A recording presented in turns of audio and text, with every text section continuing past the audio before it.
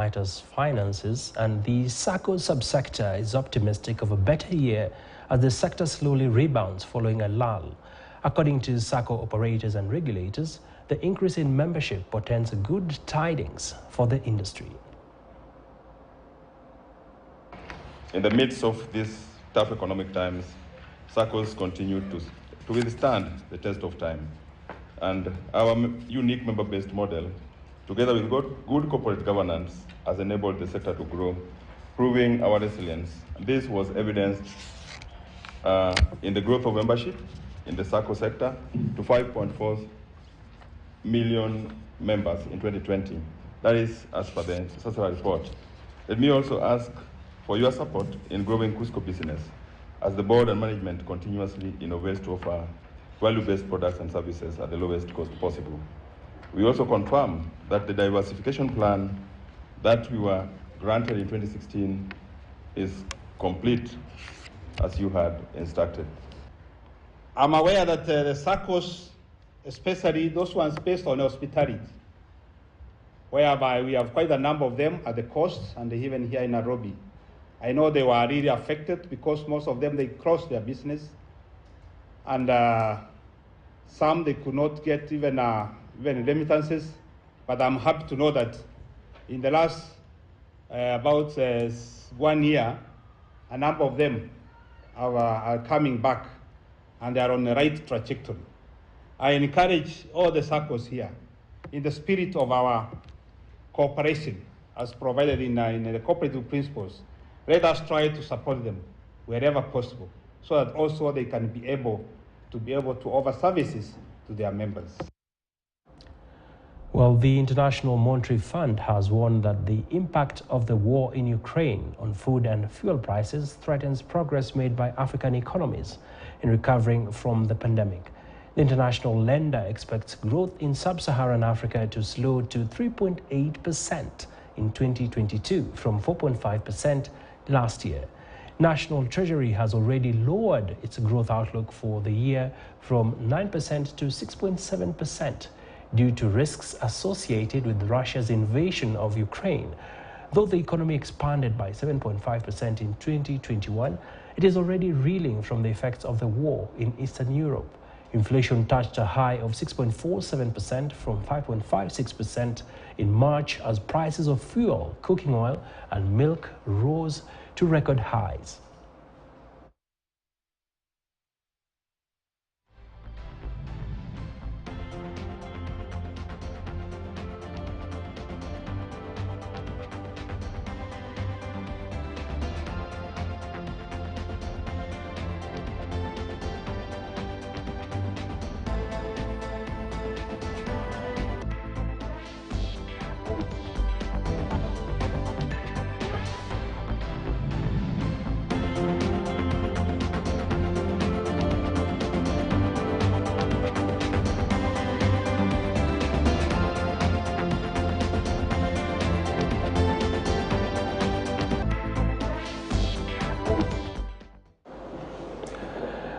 All right, from that outlook from the IMF, it is pointing to a very interesting trend that we are seeing across Africa. And of course, here back home in Kenya, which is in East Africa, we want to have a conversation around investments post-COVID and some of the sectors that continue to exude confidence among stakeholders and investors is the health industry.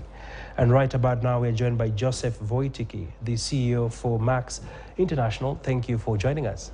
Thank you for having me. And looking at the developments across the globe to now a point in time where things are slowly stabilizing, even as more people get vaccinated, we are seeing economies opening up. And one of the sectors that seems to be literally attracting many investors is the health sector. Perhaps what's your take on this? Is this going to be an area that will dominate investors' radar in 2022? Well, it certainly should. There has never been a time where people are now more aware of the need for proactive means to stay healthy. And so when demand is high, right, that's usually a good place for investors to look at. And so what's going to drive people's behavior now? And so the information that people are now receiving is, look, You need to be proactive in terms of the way you manage your health decisions. It oftentimes is so costly to become ill and become then not just a financial burden on yourself, but then on the community as a whole. So holistically, I think not only are individuals going to be looking at these things, but the governments have to be looking at them as well. So how do we maintain a healthy population? Because when the population then becomes ill, well, now the costs multiply across the entire country, and then in fact across the entire world. Sure. So yes, I think it's going to be a good place to go. So talk to us about East Africa. You are in the country for a couple of weeks now, if I'm not wrong, but there seems to be renewed interest, especially in the supplements business. Yes, and that is all about preventative health. You know, the question there is, well, how do we keep ourselves healthy? How do we keep our cells healthy to have a very strong immune system? This, if we are, you know, very healthy and are ready to battle the viruses that come, bacteria that come, you know, now you are at least prepared from an individual perspective, putting your body in the best position to be ready. Yeah. And so, you know, that's exactly where we are focused on. All right. And talk to us about what are the trends. Are you seeing adoption within Africa picking up? Is there demand? Are there opportunities to scale up? Absolutely. I think that the Kenyan economy is absolutely growing and headed in the right direction. I think all of Africa is projected by 2030 to be the real growth area of the world. So focusing on health, of course, becomes imperative. We see that the number of choices for people to have to remain healthy, you know, they're looking at them now very, very carefully. And when people are looking at, you know, nutritional supplementation and the technology there versus getting sick and now taking a drug to treat you, I think people would rather say, you know what, let me stay healthy, right? And so, you know, the technology that Max is bringing is absolutely new technology that is at the center of your cellular defense. And we are focused on a molecule called glutathione. Now, this is an uncommon word right now, but trust me, everyone in the world will be talking about glutathione at some point. You may ask, well, why will people be focused on glutathione? Well, it is the center of your cellular defense. We have approximately 70 trillion cells that make up our body. Now, you know what those 70 trillion cells are trying to do every day? Make glutathione to defend themselves. Yeah. So having a high level of glutathione is absolutely vital to your cellular health and the functions that are going on in your body. All right. And this is fairly a new concept that is yet to be fully adopted back home here. I know in the Americas, the product has already taken on a very huge, sizable market. And coming back into Kenya and into the African context, you're seeing a number of households are still edgy when it comes to taking on this or trying this. It's only a small fraction, which is the middle class. And the middle class is not as big as you would want it to be for you as a company that is looking to set a strong base within East Africa. Well, you know, our biggest market is actually Africa. Our biggest markets are in Ghana and Nigeria, Nigeria being a bit bigger than Ghana. So we got started in Africa in 2013. So we've been committed to the continent for 8 years. And the key for growth is education, is helping people to be able to make educated decisions about their own health.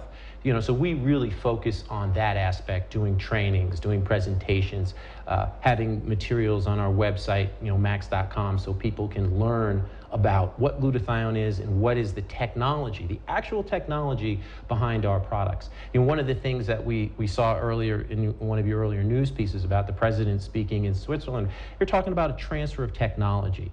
You know, so when we come to Africa, we're bringing technology, an actual patented product that is available nowhere else except with Max International. And what we found was when people are taking the products and learning about them, and then they're having the positive experiences that new technology brings, now you're finding a great deal of receptivity. Now, you talked about a growing middle class. Well, one of the things that we offer, we have business opportunity for people. I mean, it is very, very important to have a means to transfer wealth from the wealthy, because none of the countries, whether you name Kenya, Nigeria, Ghana, Tanzania, Uganda, all of these countries actually have a great deal of wealth within them. The question is, well, now how do we create economic systems to allow that wealth to be transferred amongst the people? Right? And that is where innovation and new technology comes in. Because when a person is selling a product, right, or looking for a job, you want to have a unique technology that you just can't get in any other place. Right? So you're encouraging people to be creative, come up with new means, expand the product offerings so that many people can then participate in that economy and have economic security as well as health security. All right. So tell me, how big a market do you see within East Africa? And also talk to me about what is your spend in regards to penetrating the market? I'd say to date that our initial investment has been over $500,000 to get started into the market, and probably will grow over $1 million over the next year. But that's a worthwhile investment. We think that this market is going to be tremendous. When you look around, especially look around Nairobi, and you see the amount of toxins that are in the air, the pollution it's literally right there. You can't miss it. And so all of us are breathing in those heavy metals into our body. Now the question is, well, how are we going to deal with that? When you look at the average lifespan of Kenyans, it's 66 years old. That is too young. That's too young to be saying, I'm done, right? A lot of people are looking at that as the golden years. And so how do we stay healthy? We have to ask ourselves that question. How do we deal with the additional stresses that are coming into the lives as all of these changes are taking place in this economy, right? Think about the stresses that people are dealing with. You're dealing with the COVID crisis, which we just saw. So everybody is now worried about their health. You're dealing with economic crisis because people are worried about, well, how do we create jobs? How do we continue to pay for our families' needs? We're worried about the crisis in Ukraine and the war on the news. I mean, all of these stresses are coming into our lives. How do you deal with the transfer from going from a more rural community to an urban community, which means you're more sedentary in your life and you're not moving around and walking as much? How do you deal with this? All of a sudden, the transfer of all of these sugary drinks and sodas and potato chips, a changing diet, which is leading to, there's about 60% obesity in urban settings here in Kenya. That is meaning, look, we better start paying attention to how we're dealing with our health, our mental health, our physical health. All of these things have, a factor in how far we think this economy is going to go and how far we think the opportunity is with respect to nutraceuticals and supplementation. All right. And as we bring it to a close, perhaps give me your overall outlook in terms of what trends are you looking to see defining this market, especially, like I mentioned, it's heavily still relying on traditional medicine to some extent.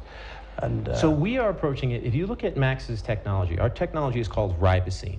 Now, we have a technology and we're presenting it to the healthcare professionals, right? We are doing medical symposiums to validate the science behind our products. All right. Because the key is, I have to deliver, and Max International has to deliver value to you as a consumer. We want to make sure that when you interact with our products, that you are having a positive experience. So what we're doing is presenting this technology to the medical professionals throughout Kenya. We're presenting it to the government. We want them to make a decision about, wow, is the technology and the 44 peer-reviewed studies on Max's product, ribosine, are they valid? Actually, it's up to 50 at this point. So the studies are there. We want to show people, that it's an actual technology. We want to show bioavailability. We want to show value, not just, again, with our health supplements in terms of helping you get healthy, but that we're also here to contribute to the economy and help people have jobs and economic opportunity. All right. Many thanks there, Vicky, for all these insights. And indeed, it's an uphill task for you guys. I don't think it'll be too uphill. I think we're going to have a really good, I think we'll have a great experience here in Kenya. All right. Well, we'll be keeping an eye just to see how this pans out in the coming months. And of course, a very interesting conversation there on matters to do with healthcare in East Africa and some of the opportunities that lie for investors. Well, we go on a quick commercial break. On the other side of the break, we have Money Daily coming up, as well as that very candid report on the tourism sector and how it is bouncing back after 2 years of a lull. Don't go too far. We still have much more coming up.